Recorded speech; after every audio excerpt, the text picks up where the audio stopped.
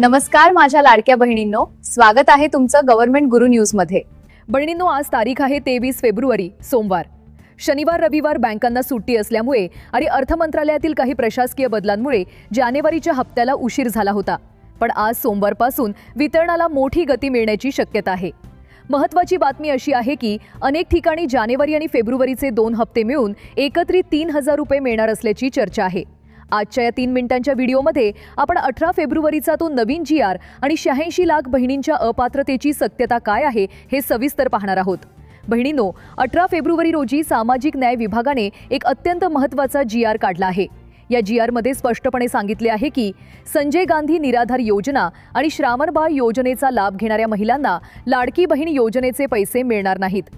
प्रशासनाने अशा महिलांची ओळख पटवून त्यांचा लाडकी बहीण योजनेचा लाभ बंद करण्याच्या सूचना दिल्या आहेत, जेणेकरून एकाच व्यक्तीला 2 सरकारी योजनांचे पैसे मिळणार नाहीत। मात्र PM किसान योजनेचा लाभ घेणाऱ्या बहिणींना काळजी करण्याची गरज नाही, त्यांना या योजनेचे पैसे नियमित मिळतील। 86 लाख बहिणी अपात्र, काय आहे नेमकं कारण? दुसरीकडे सोशल मीडियावर आणि काही रिपोर्ट्सनुसार 86 लाख बहिणी अपात्र ठरण्याची भीती व्यक्त केली जात आहे। याची मुख्य कारणे खालीलप्रमाणे आहेत। KYC मधील चुका, जवळपास 80% बहिणींनी KYC करताना सरकारी नोकरी आहे अशा चुकीच्या पर्यायावर टिक केले आहे। घरातील वस्तूंचा नियम, नवीन पडताळणीनुसार जर कोणाच्या घरात मोटरसायकल, फ्रीज किंवा TV असेल आणि त्यांची माहिती कागदोपत्री चुकीची आढळली तर त्यांना अपात्र केले जाऊ शकते। बँक खात्याच्या त्रुटी, ज्यांचे आधार कार्ड बँकेशी लिंक नाही किंवा ज्यांचे खाते DBT साठी सक्रिय नाही अशा 40 लाख बहिणींचे पैसे रखडण्याची शक्यता आहे।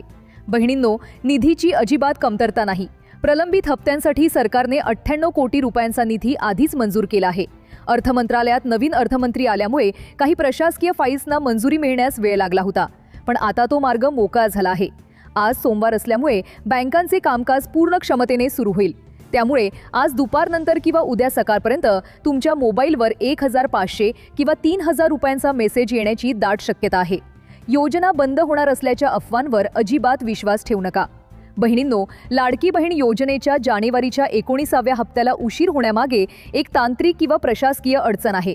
अर्थ मंत्रालयाची मंजुरी, जोपर्यंत अर्थ मंत्रालय लाडकी बहीण योजनेसाठी लागणाऱ्या निधीला मंजुरी देत नाही तोपर्यंत महिला व बालविकास विभाग वितरणाचा GR काढू शकत नाही। 3000 कोटींचा निधी, लाडकी बहीण योजनेचा एका महिन्याचा हप्ता वाटण्यासाठी सरकारला सुमारे 3000 कोटी रुपयांची गरज असते। या प्रचंड निधीला मंजुरी मिळण्याची प्रक्रिया सध्या अर्थ मंत्रालयात सुरू आहे। काही दिवसांपूर्वी 98 कोटी रुपयांचा एक GR आला होता, जो सामाजिक न्याय विभागाचा होता। पण बहिणींनो, लक्षात घ्या की केवळ 98 कोटी रुपयांमध्ये संपूर्ण महाराष्ट्रातील लाडक्या बहिणींना हप्ता देता येत नाही।